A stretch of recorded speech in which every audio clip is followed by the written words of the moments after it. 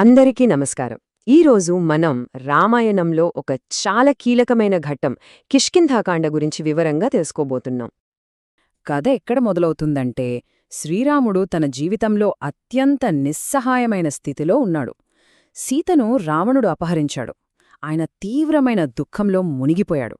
చుట్టూ ఉన్న ఆ ప్రకృతి అందం కూడా ఆయన బాధను తగ్గించటం పోయి ఇంకా ఎక్కువ చేస్తోంది. అలాంటి సమయంలో ఆయన సోదరుడు లక్ష్మణుడు ముందుకొస్తాడు. అన్నా, ఇలా నిరాశపడితే లాభం లేదు. మన శక్తినంతా కూడగట్టుకుని సీతను వెతకడం మీద దృష్టి పెట్టాలి అని ధైర్యం చెప్తాడు. అయితే రాముడి ఈ ఆవేదనే ఒక కొత్త ఆశాకిరణానికి దారితీస్తుంది. ఋష్యమూక పర్వతం మీద ఈ మొత్తం కథనే మలుపు తిప్పే ఒక అద్భుతమైన పాత్ర పరిచయమవుతుంది. ఆ పర్వతం మీద నుంచి వానరరాజు సుగ్రీవుడు రామలక్ష్మణులను చూస్తాడు. తన అన్న వాలి పంపిన హంతకులేమో అని భయపడి వెంటనే తన అత్యంత నమ్మకమైన మంత్రి హనుమంతుణ్ణి వాళ్ళెవరో కనుక్కోమని పంపిస్తాడు. ఇక్కడ మనం గమనించాల్సిన విషయం ఏంటంటే, రాముడు హనుమంతుడి బలాన్ని చూసి ఆశ్చర్యపోలేదు. ఆయన మాట్లాడే విధానం, ఆ భాషా నైపుణ్యం, ఆ స్పష్టత చూసి రాముడు మంత్రముగ్ధుడవుతాడు. ఎంత అద్భుతంగా మాట్లాడుతున్నాడు అని లక్ష్మణుడితో అంటాడు. రాముడు సుగ్రీవుడు ఇద్దరి అవసరాలు ఒకటేనని హనుమంతుడు వెంటనే గ్రహిస్తాడు. ఇంక వాళ్ళిద్దరి మధ్య ఒక సమావేశం ఏర్పాటు చేస్తాడు. రామాయణంలోనే ఒక అతి ముఖ్యమైన స్నేహబంధానికి ఇక్కడే పునాది పడుతుంది. అసలు చూస్తే ఈ స్నేహం వాళ్ళిద్దరి అవసరాల నుంచి పుట్టింది. ఇద్దరూ రాకుమారులే, ఇద్దరూ తమ భార్యలను కోల్పోయారు, ఇద్దరూ తమ రాజ్యాలకు దూరమయ్యారు. తమ లక్ష్యాలు నెరవేరాలంటే ఒకరి సహాయం మరొకరికి తప్పనిసరి. ఇక అగ్నిని సాక్షిగా పెట్టి వాళ్ళిద్దరూ ఒక పవిత్రమైన ప్రమాణం చేసుకుంటారు. అదేంటంటే, రాముడు వాలిని ఓడించి సుగ్రీవుడికి సహాయం చేస్తాడు. దానికి బదులుగా సుగ్రీవుడు తన మొత్తం వానర సైన్యాన్ని సీతాన్వేషణ కోసం పంపుతాడు. ఇంతకీ సుగ్రీవుడికి రాముడి సహాయం ఎందుకు అవసరమైంది? ఆ ఒప్పందాన్ని పూర్తిగా అర్థం చేసుకోవాలంటే మనం ముందుగా ఆ అన్నదమ్ముల మధ్య ఉన్న ఆ విషాదకరమైన గొడవ గురించి తెలుసుకోవాలి. సుగ్రీవుడు అసలు కథ చెప్తాడు. ఒక పెద్ద అపార్థం వాళ్ల జీవితాల్ని ఎలా మార్చేసిందో వివరిస్తాడు. మాయావి అనే రాక్షసుడితో యుద్ధానికి వెళ్లిన వాలి ఏడావి అయినా తిరిగిరాడు. గుహలోంచి రక్తం రావడం, అరుపులు వినపడటంతో వాలి చనిపోయాడని సుగ్రీవుడు పొరబడతాడు. రాక్షసుడు బయటకు రాకుండా గుహను మూసేస్తాడు. కాని వాలి బతికే ఉంటాడు.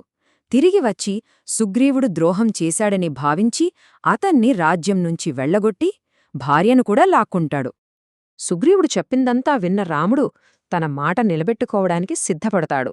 ఇక ఇది ఒక నాటకీయమైన, ఇంకా చెప్పాలంటే నైతికంగా కొంచెం సంక్లిష్టమైన ఘర్షణకు దారితీస్తుంది. సరే, ప్లాన్ ప్రకారం యుద్ధం మొదలవుతుంది. కాని మొదటి ప్రయత్నం ఫెయిలవుతుంది. రెండోసారి సుగ్రీవుడిని గుర్తించడం కోసం ఒక పూలమాలను వాడాల్సొస్తుంది. ఇక అప్పుడు రాముడు తన కార్యాన్ని పూర్తి చేస్తాడు. కింద పడిపోయిన వాలి రాముణ్ణి సూటిగా ఇదే ప్రశ్న అడుగుతాడు. ధర్మాత్ముడివి అని పేరున్న నువ్వు ఇలా చాటునుంచి కొట్టడం అధర్మం కాదా అని నిలదీస్తాడు. దానికి రాముడు తనవైపు వాదన వినిపిస్తాడు. నువ్వు తమ్ముడి భార్యను చెరబట్టావు, అది మహాపాపం, దానికి మరణశిక్ష సరైనదే అంటాడు. అంతేకాదు, నువ్వొక వానరుడివి, వేట నియమాల ప్రకారం ఒక జంతువును చాటునుంచి కూడా వేటాడవచ్చు, ఇందులో అధర్మం లేదు అని వివరిస్తాడు. ఇక వాలి మరణం తర్వాత అనుకున్నట్టుగానే సుగ్రీవుడు కిష్కింధకు రాజవుతాడు. ఇప్పుడు రాముడికిచ్చిన మాటను నిలబెట్టుకోవాల్సిన సమయం వచ్చింది. సుగ్రీవుడు ప్రపంచం నలుమూలల నుంచి లక్షలాది వానరవీరులను పిలిపిస్తాడు.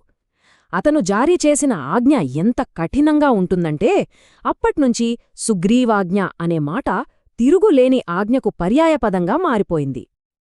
ఇక సీత కోసం ఆ మహాన్వేషణ మొదలవుతుంది. మొత్తం సైన్యాన్ని 4 భాగాలుగా చేసి ఒక్కో బృందానికి ఒక్కో దిక్కును కేటాయించి నెల రోజుల్లో సీత జాడ కనుక్కోమని ఆదేశిస్తాడు. అయితే ఈ పనిని హనుమంతుడు మాత్రమే చెయ్యగలడని రాముడికి ఒక బలమైన నమ్మకం.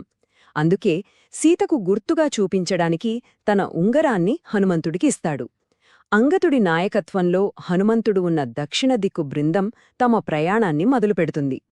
కాని నెల రోజుల గడువు ముగిసిపోతూంది. మిగతా 3 దిక్కులకు వెళ్లినవాళ్లు ఒట్టి చేతులతో తిరిగి వస్తారు. ఇక దక్షిణ దిక్కుకు వెళ్లిన బృందం వాళ్లు ఒక అంతులేని మహాసముద్రం దగ్గర ఆగిపోతారు. వాళ్ల ఆశలన్నీ అడుగంటిపోతాయి. ఇప్పుడు వాళ్ల ముందున్నది ఒక పెద్ద సవాలు. 100 యోజనాల విశాలమైన సముద్రాన్ని దాటాలి. అసాధ్యం అనిపిస్తోంది.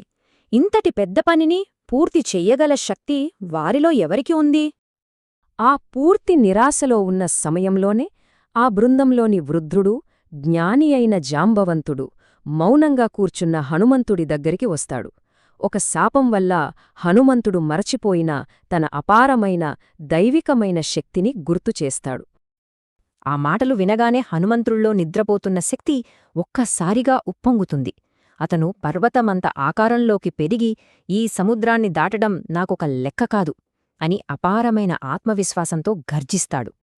కిష్కింధాకాండలోని ఈ చివరి ఘట్టం ఒక అద్భుతమైన సందేశాన్నిస్తుంది. ఒక అసాధ్యం అనుకున్న పనిని పూర్తి చేయడానికి కావాల్సిన శక్తి మనలోనే దాగి ఉంటుంది. దాన్ని వెలికి తీయడానికి సరైన ప్రోత్సాహం, సరైన ప్రేరణ చాలు అనడానికి హనుమంతుడి కథే గొప్ప ఉదాహరణ.